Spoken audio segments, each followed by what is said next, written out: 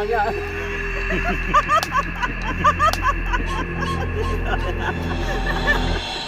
ਮੈਂ ਤਾਂ ਵੀ ਤੇਰੀ ਜ਼ਰੀਲੀ ਦਵਾਈ ਤਾਂ ਨਹੀਂ ਹੋੜਿਆ